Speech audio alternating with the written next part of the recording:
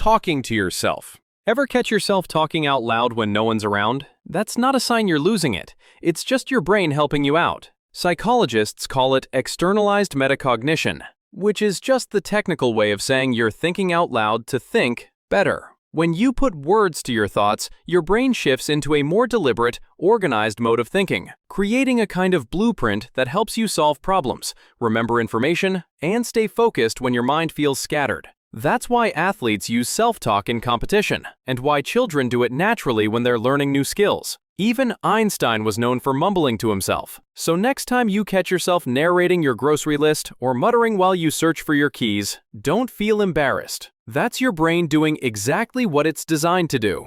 Dark humor. If you've ever laughed at a joke that made everyone else in the room uncomfortable, it doesn't mean you're twisted.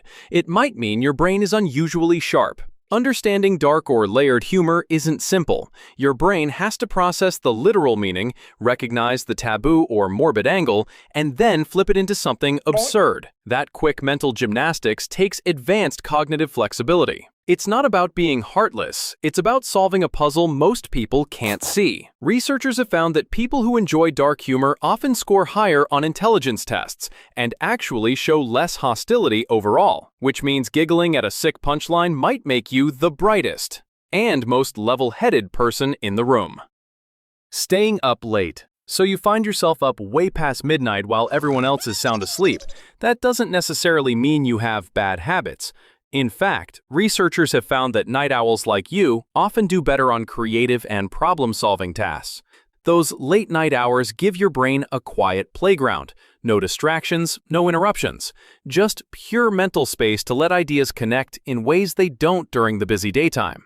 Some of the most brilliant minds in history, like Churchill, Kafka, and Tesla, were notorious for burning the midnight oil. Turns out, smart brains don't always power down when the lights go out. Sometimes they hit their stride when everyone else is dreaming. Social awkwardness. Ever had those moments when you don't know what to do with your hands, so you keep shifting them around until you're painfully aware of every movement? Or you say something in a group and the silence that follows is somehow louder than your words. Embarrassing, sure, but that awkwardness doesn't mean you're broken. It often means your brain is running faster than everything else. Smarter minds process more information. You're tracking your own words, how others might interpret them, and the possible directions the conversation could take. Sometimes you're already 10 steps ahead, focused on where things might end up, and you miss what's happening right in front of you. That forward focus throws off your timing, and you come off as the odd one out. Studies have found that socially awkward people are more likely to excel in fields that demand focus and abstract thinking: math, science, programming, creative problem solving. The same mental horsepower that makes you stumble in small talk is what helps you thrive when the work is complex. Awkward at parties, brilliant with problems. That trade-off has powered a whole lot of genius. Procrastination. You sit down to work, but somehow 3 hours disappear into scrolling, reorganizing your desk, or watching a video you didn't even care about. Then the deadline gets close, and suddenly your brain decides to show up like it's been saving all its energy for this one dramatic entrance. Procrastination feels like wasted time, but it's often the delay that sets the stage. When the deadline finally looms, pressure cuts through the noise, distractions drop away, priorities snap into place, and your brain hits a level of focus it never reaches without urgency. And when it does, it's like flipping a switch. Hours disappear, ideas link together faster than you can type them, and you churn out in minutes what felt impossible all week. Stressful, yes, but it just goes to show you how procrastination can be less about avoidance and more about timing. Being too sensitive. You know those moments when you catch a slight change in someone's tone or a hint of tension that no one else seems to notice? That's you being highly sensitive. But it's not just about noticing. It's about feeling everything more intensely. Little things that roll off other people's backs can hit you like a wave. Psychologists call this high sensory processing sensitivity, which basically means your brain is wired to take in more emotional and social information all at once. While it may mean you get overwhelmed more easily or feel like you're taking things too personally, it also indicates you have a kind of emotional intelligence that's always tuned in. You're the one who senses the subtleties, spots the patterns in how people behave, and understands the emotional layers that others miss. It's like living with the world's volume turned up higher than normal. And that's a kind of intelligence not everyone has. Questioning the norms.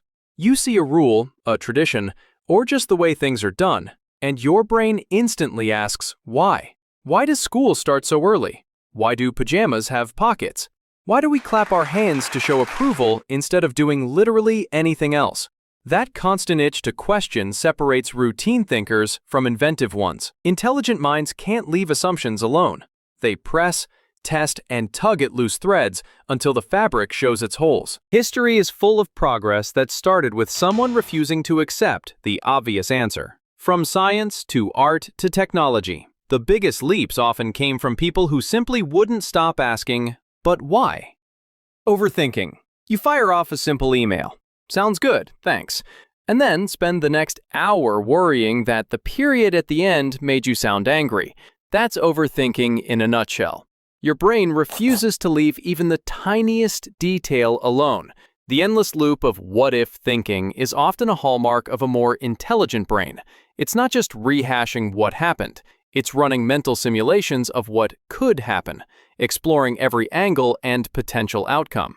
That kind of mental overdrive can be exhausting, but it's also what helps you see patterns and solutions others miss. The downside? You might lose sleep over a comma. The upside? 90% of what you worry about never happens, which means worrying must work. Doodling and fidgeting. You're in a meeting, supposed to be paying attention, but your pen is busy sketching cartoon eyeballs in the margins of your notes. Or maybe your leg is bouncing like it's trying to power a small generator. Teachers used to call this not focusing. Turns out the opposite is true. Research shows doodling and fidgeting keep your brain engaged when the environment isn't stimulating enough.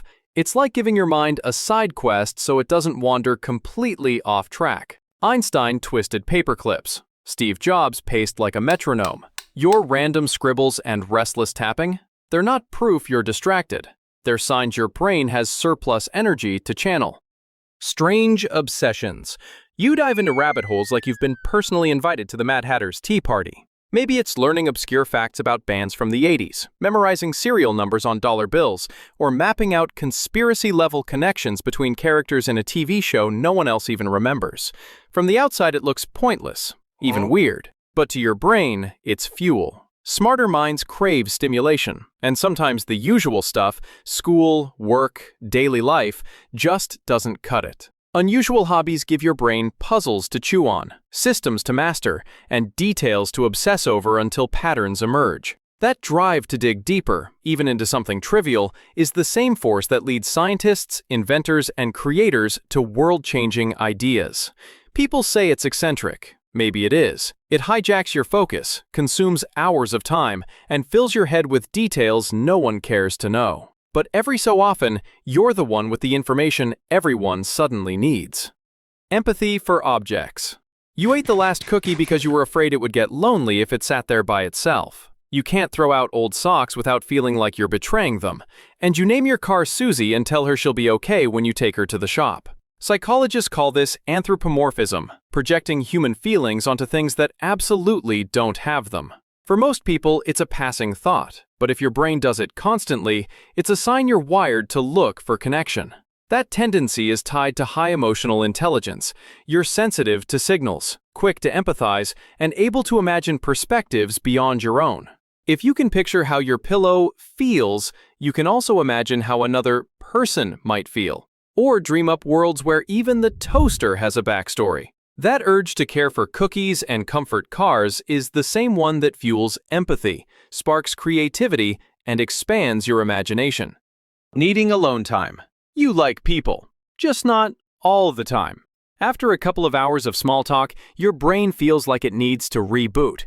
You crave silence the way some people crave chocolate. Sometimes that means hiding in the bathroom, pulling an Irish goodbye, or making any excuse to get back to your couch. It's not about disliking people, it's about bandwidth. Smarter brains pull in more information, more signals, more noise. Solitude gives you space to process it all, to sort patterns, connect ideas, and let your thoughts catch up with themselves. Studies suggest that people who spend time alone often show deeper focus, sharper creativity, and stronger problem-solving skills. Alone time isn't an escape from life. It's the workshop where your best ideas finally get built. Brains are weird, and that's what makes them brilliant. Share the habit that fits you best in the comments, and hit that subscribe button before your attention span bails.